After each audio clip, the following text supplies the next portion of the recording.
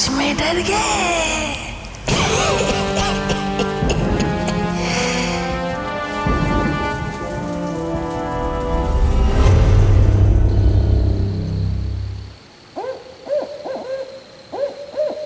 रात 9 बजे घर लौटकर मंत्री कुबेर दत्त अपने कमरे में आराम से बैठ गए। आज पूरे दिन बहुत काम था। पुलिस की देखरेख में कुछ मामूली बातें थीं। मंत्री बनने के बाद उनके हाथ में काफी सत्ता आ गई है। इसी के साथ उनकी सिफारिश पर कई सरकारी और गैर सरकारी कंपनियों में बहुत से लोगों को नौकरी मिली है। हालांकि काम के बदले उन्होंने मोटी रकम भी ली है। श्यामल ने हाल ही में कॉलेज पास किया था और स्कूल में नौकरी मिली थी। कठिनाई और तंगी की जिंदगी में यह नौकरी उसके लिए बहुत जरूरी थी। ज्वाइन करने से पहले कुबेर दत्त ने श्यामल को बुलवाया। कमरे में घुसते ही उन्होंने श्यामल का स्वागत किया और सोफे पर बैठाया। फिर उन्होंने सीधे लेन देन की बात की।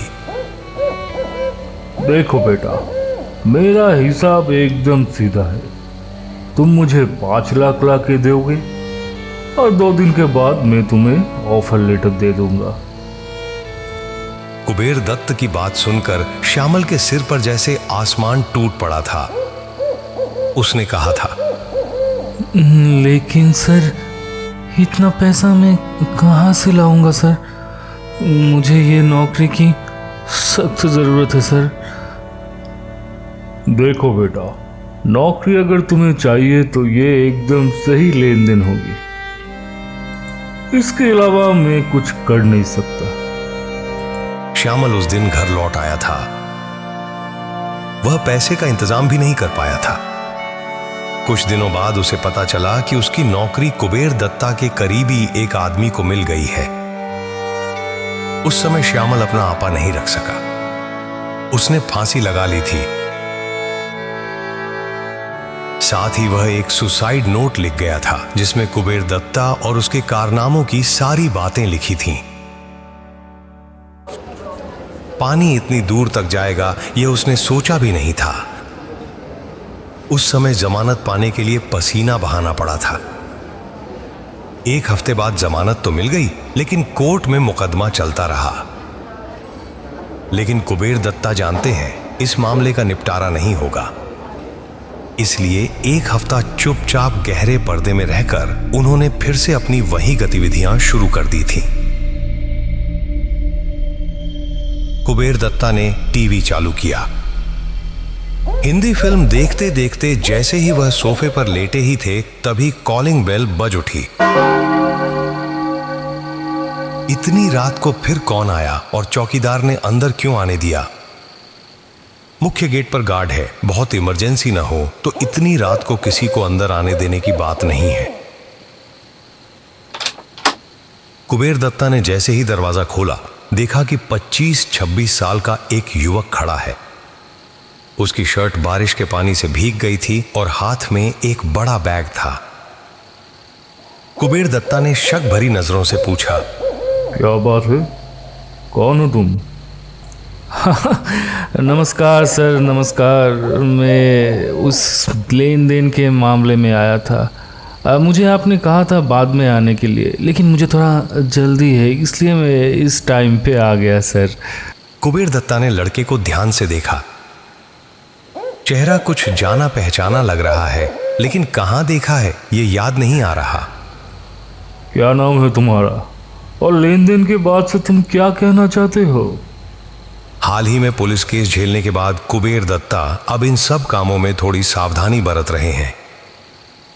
अक्सर मीडिया के लोग इस तरह भेष बदलकर स्टिंग ऑपरेशन करने आते हैं। लड़के ने जवाब दिया, सर, क्या हम लोग अंदर जाके बैठ सकते हैं? मेरे हाथ में जो बैग है उसमें आपका पूरा रकम है। कुबेर दत्ता ने पैसे की बात सुनकर एक बार बैग की ओर देखा। उसके पास कितने ही लोग लेन देन के लिए आते हैं, सबको याद रखना तो मुमकिन नहीं है।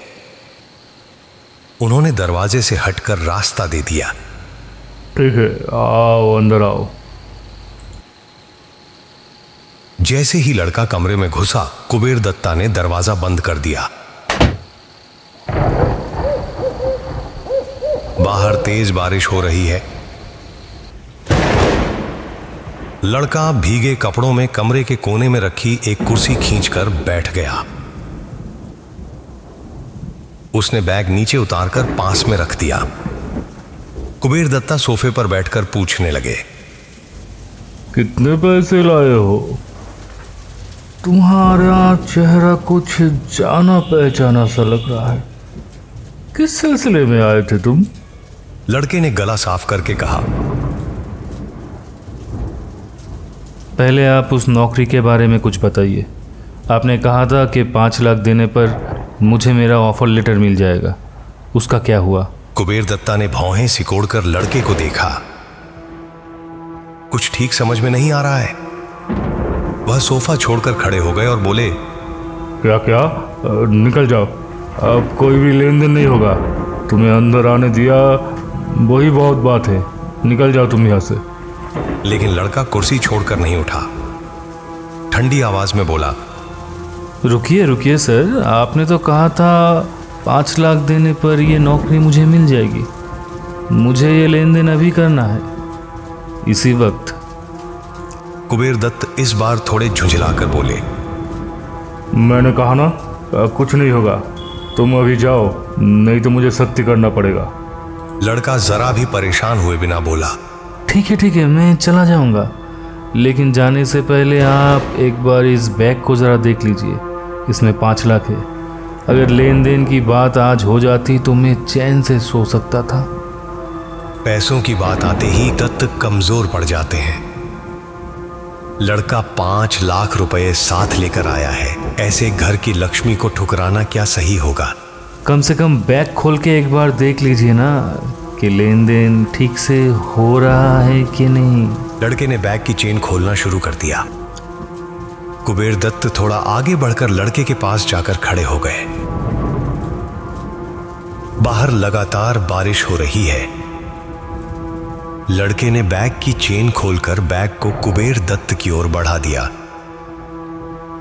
एक हाथ से बैग को थोड़ा खोलते ही कुबेर दत्त चौंक उठे। बैग से दूर हटने की कोशिश में उनके पैर उलझ गए और वे जमीन पर गिर पड़े। कमरे में हल्की रोशनी जल रही है और उस रोशनी में साफ दिखाई दे रहा है बैग के अंदर एक नरमुंड पड़ा है।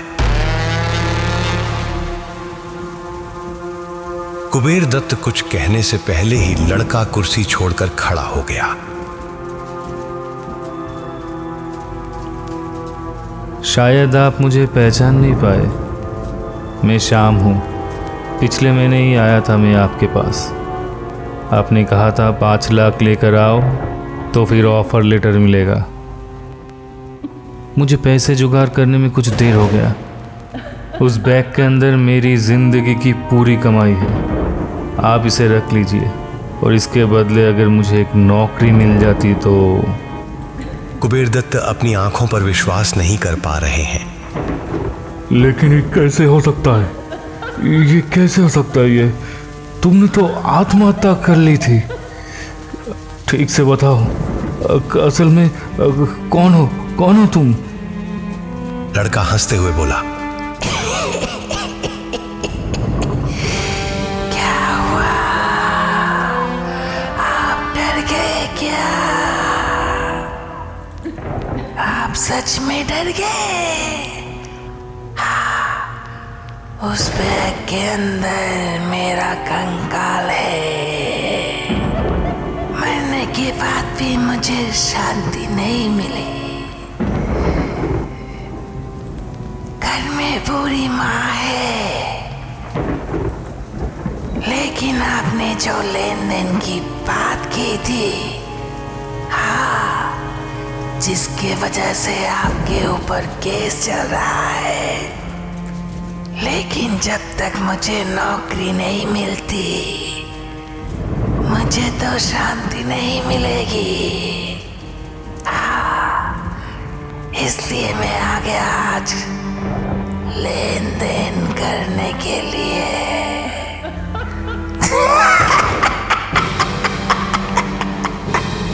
कुबेर दत्त का दम घुटने लगा है। कमरे की हवा अचानक कैसी भारी और घुटन भरी हो गई है। कुबेर दत्त ने एक बार आखिरी कोशिश की बाहर दरबान को आवाज देने की, लेकिन वे नहीं कर सके। वे सिर जमीन पर टिकाकर गिर पड़े।